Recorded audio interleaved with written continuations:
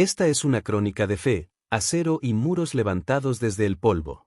Prepárate para entrar en los tiempos donde los imperios caen y las promesas se cumplen. El despertar del león, el decreto del rey. El viento soplaba frío sobre las ruinas de lo que alguna vez fue la joya de Oriente, Jerusalén. Durante 70 largos años, el silencio solo fue interrumpido por el aullido de los chacales entre las piedras del templo de Salomón, ahora reducido a carbón y olvido. El pueblo de Israel, disperso y cautivo en las tierras de Babilonia, miraba hacia el oeste cada tarde, preguntándose si el Dios de sus padres los había dejado atrás para siempre. Pero la historia no se escribe solo en la tierra, sino en el corazón de los reyes. En el gran palacio de Ecbatana, el olor a incienso y pergamino llenaba la sala del trono. Ciro el Grande, el conquistador persa que había doblegado a la altiva Babilonia, no podía dormir. Sentía una inquietud que no provenía de sus generales, sino de una fuerza superior. Tomó su sello real, y bajo la luz de las antorchas, dictó el decreto que cambiaría el destino del mundo.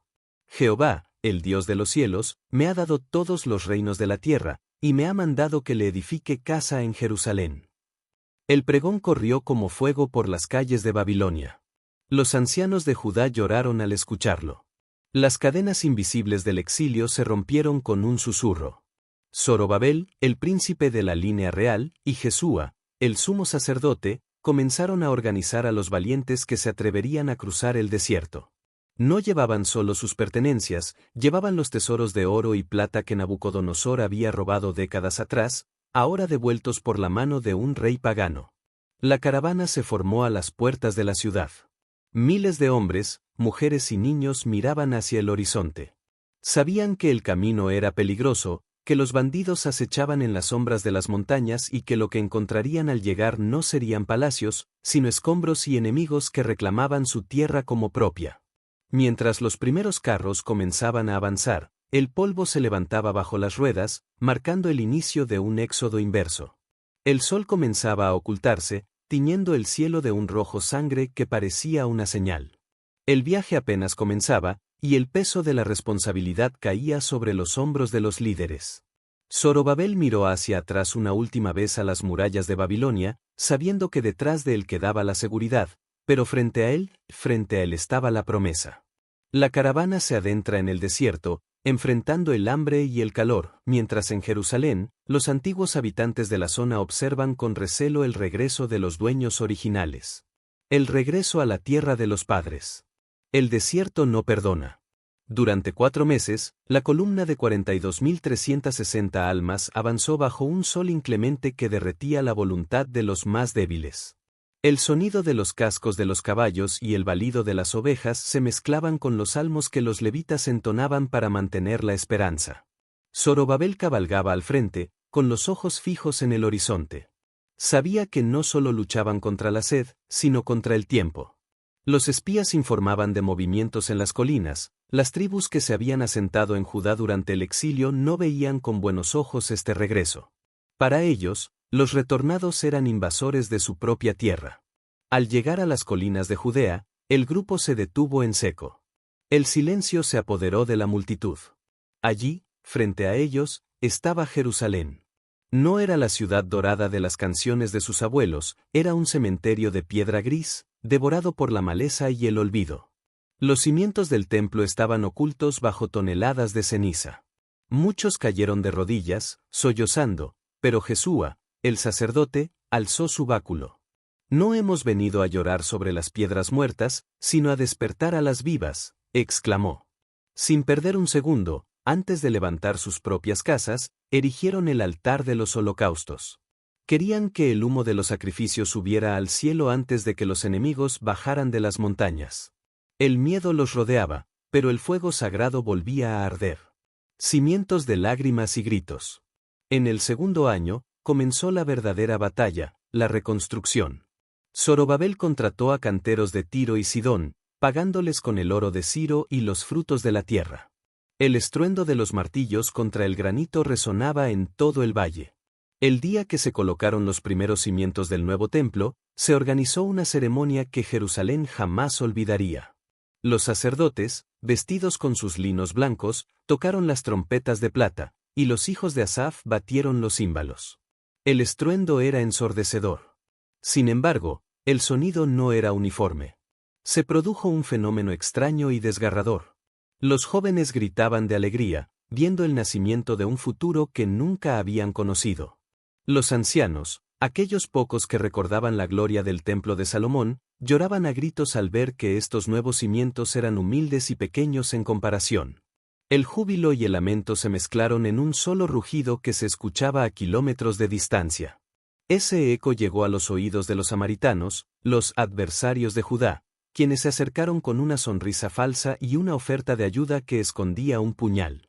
La guerra fría de los persas. Dejadnos construir con vosotros, porque buscamos a vuestro Dios como vosotros, dijeron los líderes de las tierras circundantes. Pero Zorobabel vio el engaño en sus ojos. Sabía que si permitía que manos paganas pusieran piedra sobre piedra, el templo sería impuro desde su nacimiento. No tenéis nada que ver con nosotros, respondió con firmeza. Nosotros solos edificaremos al Dios de Israel. La respuesta de los adversarios fue implacable. Si no podían detener la obra con diplomacia, lo harían con sabotaje. Contrataron consejeros en la corte persa para calumniar a los judíos. Enviaron cartas al nuevo rey, Artajerjes, advirtiéndole que Jerusalén era una ciudad rebelde y malvada, una vez terminadas sus murallas, dejaría de pagar tributo. El decreto real llegó como un jarro de agua fría, la obra debía detenerse. Los guardias persas y los samaritanos armados subieron al monte del templo y obligaron a los constructores a soltar sus herramientas. El andamiaje quedó abandonado. El hierro se oxidó. Durante años, el templo permaneció como un esqueleto incompleto, mientras el pueblo, desanimado, se dedicaba a construir sus propias casas lujosas, olvidando la casa de Dios. El despertar de los profetas. La apatía se extendió como una plaga. No es aún el tiempo de que la casa de Jehová sea edificada, decía la gente, refugiándose en su comodidad. Pero el cielo no estaba dispuesto a esperar más. En medio de este estancamiento, surgieron dos figuras imponentes, Ageo y Zacarías. No eran constructores, sino voces de fuego. Ageo confrontó al pueblo: ¿es para vosotros tiempo de habitar en vuestras casas artesonadas, y esta casa está desierta? Sus palabras cortaron el aire como espadas. Inspirados por visiones de caballos celestiales y candelabros de oro, Zorobabel y Jesúa se levantaron de nuevo. Sin pedir permiso a Persia, sin importarles las amenazas, volvieron a tomar los picos y las palas. El gobernador regional, Tatenai, llegó furioso con su escolta para interrogar a los líderes: ¿quién os dio mandamiento para edificar esta casa? La tensión era máxima. Un solo paso en falso y el ejército persa arrasaría con lo poco que habían avanzado. Zorobabel, en lugar de acobardarse, apeló al antiguo decreto de Ciro, exigiendo que se buscaran los archivos en los tesoros reales. Era una apuesta arriesgada. Si el documento no aparecía, serían ejecutados por traición. Mientras tanto, en las lejanas bibliotecas de Ecbatana, un escriba recorría estantes llenos de polvo buscando un pergamino perdido. La tensión se traslada de los andamios de Jerusalén a los archivos imperiales de Persia. La historia entra en su fase de mayor esplendor y conflicto. El sello de los reyes. El escriba en Ecbatana sudaba bajo la luz de las lámparas de aceite. Cientos de rollos de papiro y tablas de arcilla pasaban por sus manos hasta que, en un rincón olvidado de la biblioteca real, sus dedos rozaron un cilindro de arcilla con inscripciones cuneiformes. Era el edicto original de Ciro. El nuevo rey, Darío, leyó el documento y no solo ratificó el permiso, sino que lanzó una advertencia aterradora a los enemigos de los judíos: cualquiera que altere este decreto, sea arrancada una viga de su casa, y alzado, sea colgado en ella. Con el respaldo total del imperio y el apoyo financiero del Tesoro Real, la construcción se aceleró como nunca. No era solo trabajo humano, había un sentido de destino divino. En el año sexto del rey Darío, el segundo templo fue terminado. No tenía el oro de Salomón, pero tenía la gloria de la resistencia. El pueblo celebró la Pascua con una alegría que desbordaba las murallas, sacrificando cientos de bueyes y corderos. Jerusalén volvía a latir, pero la ciudad aún necesitaba algo que el cemento y la piedra no podían darle: una brújula moral. La aparición del escriba. 50 años pasaron tras la dedicación del templo. Mientras tanto, en la corte de Babilonia, un hombre llamado Esdras se distinguía entre todos. No era un guerrero ni un político, era un escriba versado en la ley de Moisés. Su mente era una biblioteca y su corazón un altar. Esdras no podía dormir tranquilo sabiendo que, aunque el templo estaba en pie, el pueblo en Judá estaba olvidando su identidad. Decidió que era hora de una segunda gran expedición. Se presentó ante el rey Artajerjes y, para sorpresa de muchos, el rey le otorgó poderes extraordinarios. Esdras recibió una carta que lo nombraba prácticamente comisionado real sobre la región de Judá. Se le permitió llevar consigo a cualquier israelita que deseara regresar, junto con una fortuna en plata y oro donada por el propio rey. Pero Esdras hizo algo que desconcertó a sus capitanes, se negó a pedir una escolta de soldados y jinetes para el viaje. La mano de nuestro Dios es para bien sobre todos los que le buscan, le había dicho al rey. Ahora, debía demostrarlo en el camino más peligroso del mundo. El ayuno en el río Ahava. A orillas del río Ahava, la nueva caravana de unos 1500 hombres, más sus familias, se detuvo. Esdras observó el horizonte. Sabía que los bandidos del desierto estaban al acecho, informados de los tesoros que transportaban. Pidió un ayuno general. No buscaron la protección de las espadas persas, sino el escudo del cielo. El viaje fue una prueba de nervios. Cada sombra en las dunas parecía un atacante, cada noche, el silencio era pesado. Sin embargo, la mano de Dios estuvo sobre ellos. Cruzaron desiertos y valles sin que una sola flecha fuera disparada contra ellos. Al llegar a Jerusalén, el tesoro fue pesado y entregado en el templo, 650 talentos de plata, vasijas de oro y bronce fino que brillaba como el oro. La llegada de Esdras fue vista como una bendición, pero él no había venido a admirar la arquitectura. Su mirada experta pronto detectó una grieta mucho más profunda que las que el tiempo había dejado en las piedras, la grieta en el alma del pueblo. El corazón rasgado. Apenas unos días después de su llegada, los príncipes de Israel se acercaron a Esdras con noticias que lo golpearon como un martillazo. El pueblo, incluso los sacerdotes y levitas, no se habían separado de las prácticas paganas de las naciones vecinas. Peor aún, se habían mezclado en matrimonios prohibidos con los pueblos que adoraban ídolos, los mismos que habían intentado destruir el templo años atrás. La reacción de Esdras fue épica en su dolor. No gritó, no maldijo. En lugar de eso, se sentó frente al templo y, ante la mirada atónita de la multitud, rasgó su vestido y su manto, y se arrancó los pelos de la barba y de la cabeza. Se quedó allí, sentado en silencio sepulcral, en estado de shock, hasta la hora del sacrificio de la tarde. El hombre más sabio del imperio estaba devastado. Poco a poco, una multitud de personas que temían la palabra de Dios comenzó a reunirse a su alrededor, temblando al ver la angustia de su líder. La tensión en el aire era tal que se podía sentir la tormenta que estaba por estallar. Oración bajo la lluvia. A la hora del sacrificio, Esdras se levantó de su estupor, cayó de rodillas y extendió sus manos al cielo. Su oración fue un lamento que recorrió cada rincón de Jerusalén. Dios mío, confuso y avergonzado estoy para levantar, oh Dios mío, mi rostro a ti. No se excluyó del pecado del pueblo, cargó con la culpa de todo sobre sus hombros. Mientras oraba y lloraba, una gran asamblea de hombres, mujeres y niños se juntó a su alrededor. El llanto se volvió general. Entonces, Secanías, uno de los líderes, dio un paso adelante y pronunció las palabras que cambiarían el rumbo de la nación: nosotros hemos pecado, más aún hay esperanza para Israel. Propusieron un pacto radical: separarse de las influencias paganas y restaurar la santidad. Esdras se levantó, hizo jurar a los líderes y convocó a todo el pueblo a Jerusalén bajo pena de confiscar sus bienes. El día de la gran reunión, el cielo se abrió en una lluvia torrencial. Miles de personas temblaban, no solo por el frío y el agua que los empapaba, sino por el peso de sus propias decisiones. La reforma estaba en marcha, y no sería fácil ni indolora. Bajo una lluvia implacable, el pueblo enfrenta su momento de mayor purificación.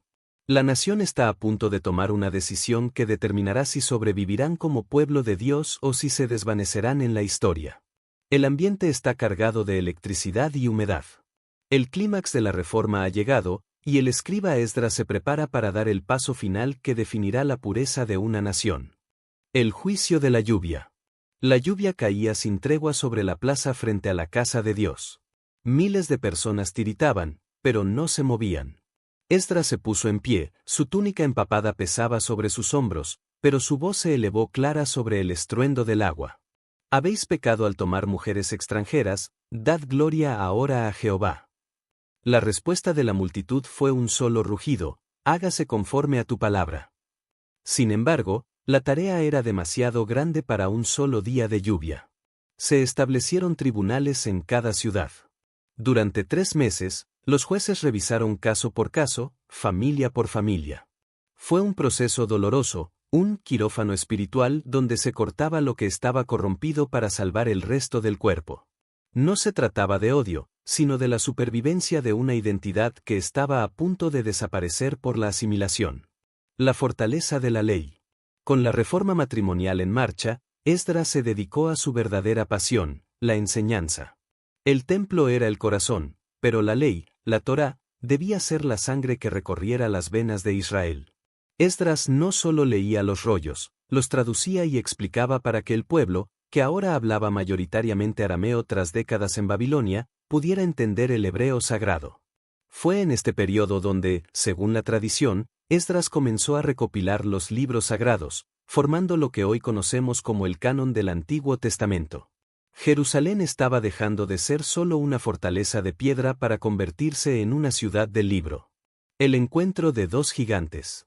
Años después, otro hombre llegaría a las puertas de Jerusalén, Nehemías, el copero del rey y ahora gobernador.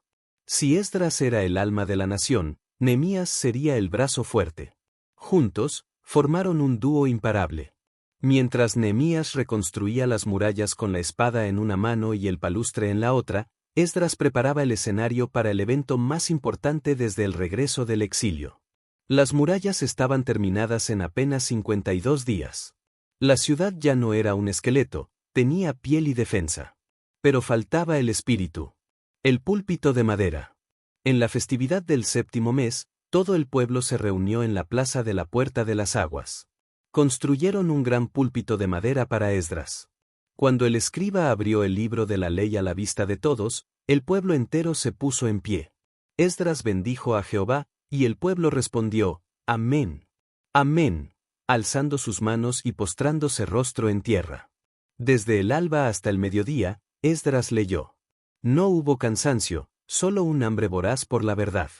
El pueblo comenzó a llorar al darse cuenta de cuánto se habían alejado de los mandamientos, pero Nehemías y Esdras los consolaron: no os entristezcáis, porque el gozo de Jehová es vuestra fuerza. Ese día, la nación no solo recordó su pasado, sino que abrazó su futuro. Comieron, bebieron y celebraron, porque por fin habían comprendido las palabras que les eran enseñadas. El legado del escriba. La historia de Esdras no termina con un final de película, sino con un nuevo comienzo. El libro cierra con la lista de aquellos que purificaron sus vidas, un recordatorio de que la verdadera construcción no es de cal y canto, sino de hombres y mujeres fieles. Esdras logró lo que los ejércitos no pudieron: preservar la fe de Abraham en un mundo de imperios paganos. Bajo su guía, el segundo templo se convirtió en un faro. Jerusalén estaba lista para resistir los siglos venideros, desde las conquistas de Alejandro Magno hasta la llegada de los romanos. El hombre que rasgó sus vestiduras por el dolor terminó cosiendo de nuevo el tejido social de su pueblo. Esdras, el escriba, dejó la pluma, sabiendo que la ley de Dios ya no solo estaba escrita en pergaminos, sino en las mentes de los que regresaron del cautiverio para ser, finalmente, libres.